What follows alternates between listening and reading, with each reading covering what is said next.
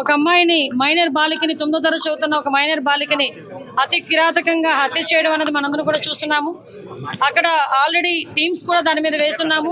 SP గారితో నేను information తెలిసిన వెంటనే ఎస్పీ గారితో నేను మాట్లాడి పొజిషన్ ఏంటని కూడా కనుక్కోవడం జరిగింది.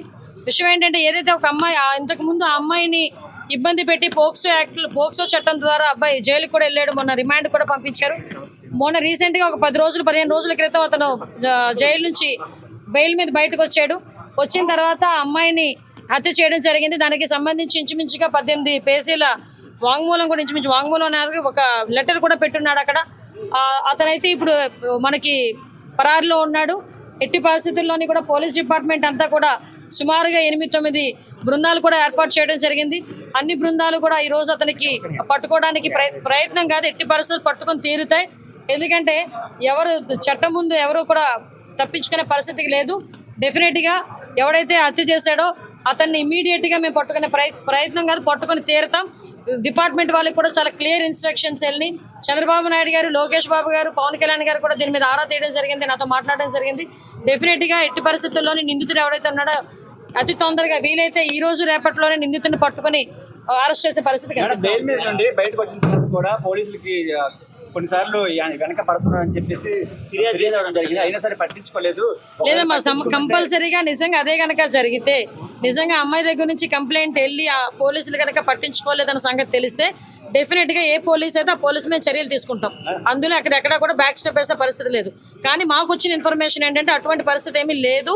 చాలా ఆఫ్ సడన్ వచ్చి అతను హత్య చేసి వెళ్ళాడు అన్నది మాకు వచ్చిన ఇన్ఫర్మేషన్. లేదమ్మా, నిజంగానే వాళ్ళ బ్రదర్ కూడా చాలా ఇనిషియేషన్ తీసుకున్నాడు. ఇంతకు ముందు కూడా తను బెంగళూరులో పనిచేసేవాడు.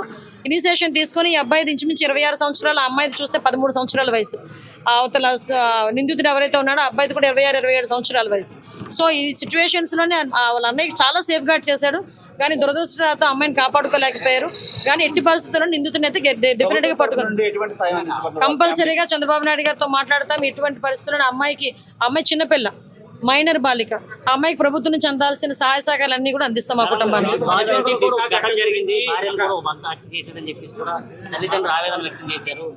అమ్మ విషయం ఏంటంటే మేము చాలా సందర్భాల్లో చెప్పున్నాము, చాలా సంఘటనలు జరుగుతున్న సందర్భంలో పోలీస్ డిపార్ట్మెంట్ వాళ్ళు కూడా చాలా ఫర్మ్గా ఉన్నారు. లాస్ట్ టైం మీరు చూసారు, చీరాల సంఘటన జరిగిన తర్వాత సుమారుగా 36 గంటలు నిందితులను పట్టుకొని మేము రిమాండ్ కూడా పంపించుకోవడం జరిగింది. ఎక్కడ ఏమి జరిగినా చాలా యాక్టివ్గా పోలీస్ డిపార్ట్మెంట్ వాళ్ళు పనిచేస్తున్నారు. ఎక్కడ జరగకుండా ఉండే బాధ్యత కూడా తీసుకుంటున్నాం.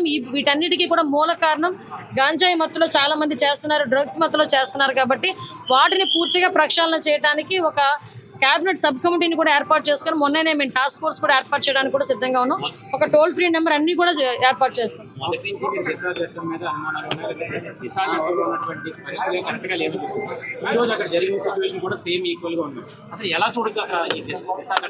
దిశ చట్టమే లేదండి. చట్టం లేని దాని గురించి మీరు మాట్లాడుకోవడం అనవసరం. ఫస్ట్ థింగ్, దిశ చట్టం అనేది లేదు కాబట్టి దిశ చట్టం గురించి మాట్లాడుకోవాల్సిన అవసరం లేదు. ఇప్పుడున్న చట్టాలని బలోపేతం చేసుకుని మనం ఫర్దర్గా ఎటువంటి ఇబ్బంది లేకుండా చూసుకునే బాధ్యత తీసుకుంటాం. న్యాయ నిపుణుల సలహాలు కూడా మేము తీసుకుంటాం.